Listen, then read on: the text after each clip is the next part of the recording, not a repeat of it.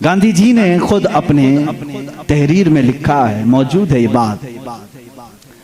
मोहनदास करमचंद गांधी की बात कर रहा हूं कि मेरे पास हमारे पुराने लोगों की तारीख पेश करने के लिए कोई चीज नहीं है, क्योंकि जिन भगवानों का तज़किरा आज किया जाता है, गांधी जी ने कहा मुझे मालूम नहीं वो हकीकत में थे भी कि नहीं थे। ये मैं दूसरों की बात नहीं कर रहा हूं, इसीलिए तो गांधी जी को आरएसएस वाले नहीं मानते। हाँ, साफ बात मैं बता रहा हूं। उन्होंने लिखा है कि मुझे मालूम नहीं कि हमारे मजहब की जो शख्सियत हैं वो हकीकत में थी भी कि नहीं थी, लेकिन हिंदुस्तान की पार्लियामेंट अब कायम होगी तो जो भी संभालेगा मैं उसको दो नाम दे सकता हूं कि उनकी तरह संभालो, एक अबू बकर, दूसरे उमर का। कहा कि ये दो नाम खाली ख्याली नहीं है, फील्ड पर थे और करके दिखाया। गांधी जी पढ़े लिखे आदमी थे और हिस्ट्री के वो शौकीन भी रहे, जिसकी वजह से तारीख में इस तरह की दिलचस्पी थी। इन शख्सियत का हवाला क्यों दिया, कुछ लोगों ने पूछा भी। कहा कि निज़ाम खिलाफत, निज़ाम हुकूमत संभालने का मतलब ये नहीं है कि कुर्सी पर बैठे और किसी किले की फसील पर चढ़ करके सिर्फ चिल्लाए। ये निज़ाम हुकूमत संभालने का मतलब नहीं है। निज़ाम हुकूमत संभालना अगर चाहते हो, तुम्हें अगर कुर्सी पर बिठाया गया है तो दूसरी सबसे बड़ी तुम्हारी जिम्मेदारी क्या होती है, वो ये दो खलीफा की जिंदगी में देखो। हज़रत उमर कहते हैं मैं ढूंढ करके गरीबों की मदद करना चाहता था, जो बेकस है, जो मजबूर है।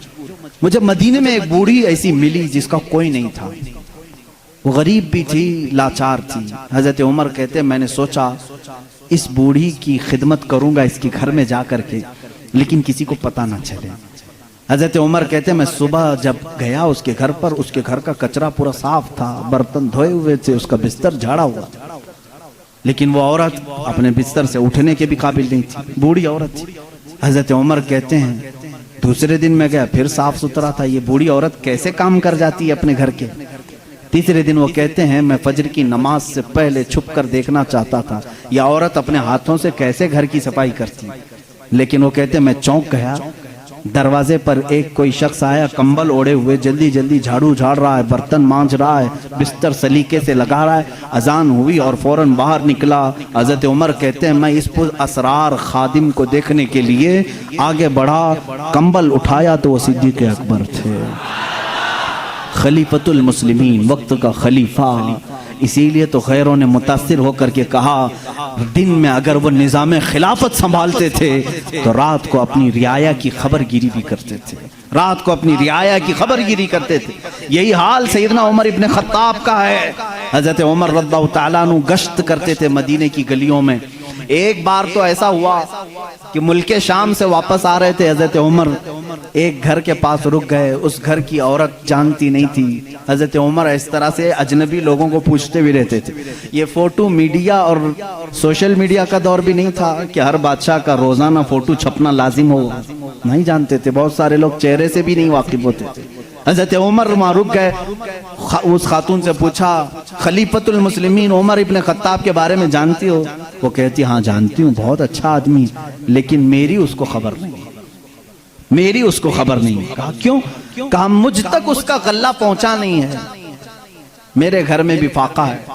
हजरत उमर ने कहा उमर अमीरुल मोमिनीन, वो मदीने में रहता है, तेरे तक खबर कैसे पहुंचेगी, इतनी दूर तू रहती है मुल्के शाम के रास्ते में। उस बूढ़ी औरत ने कहा अगर उसको यहां तक की खबर नहीं पहुंच सकती तो उसे खलीफा भी नहीं बनना चाहिए।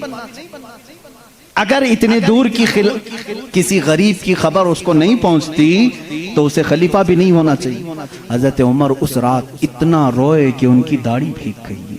सच कहा इस खातून ने, गए बाजार से सामान खरीद कर अपने कंधे पर उठा लाए और उस औरत के घर पहुंचा है।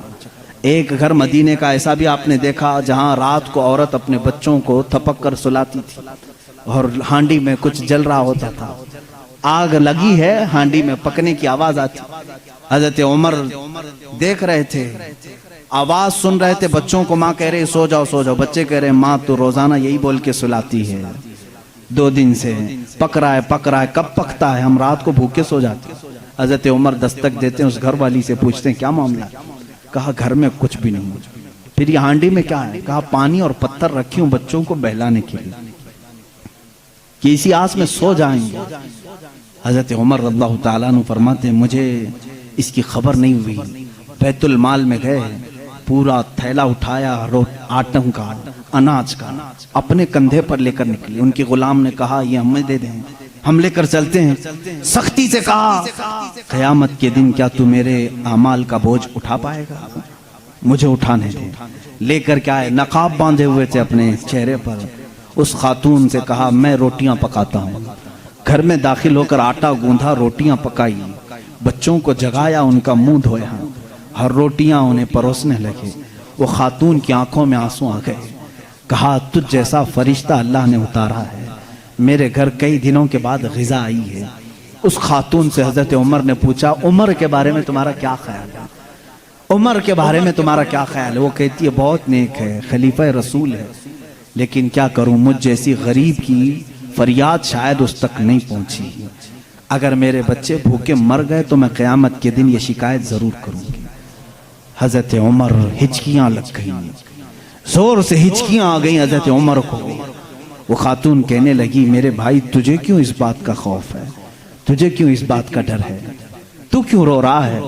हजरत उमर जिनकी आंखें लाल हो चुकी थी, गम की वजह से बदन पे कपकपी थी, नकाब हटाया।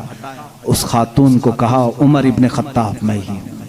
वो खातून मचल गई और कहा ऐ रब्बे जुल जलाल तू गवाह हो जा, मैं उमर की यहाँ पर भी गवाही देता हूँ और क़यामत के दिन भी गवाही दूंगी कि अगर किसी गरीब की खबरगिरी कोई कर सकता है तो वो उमर इब्ने खत्ताब है। 1 साल पूरे मदीने में कहत आ गया, वो पूरे साल तक हजरत उमर फारूक ने सालन नहीं खाया, सालन नहीं खाया, रोटी को पानी में भिगोते थे खाते थे।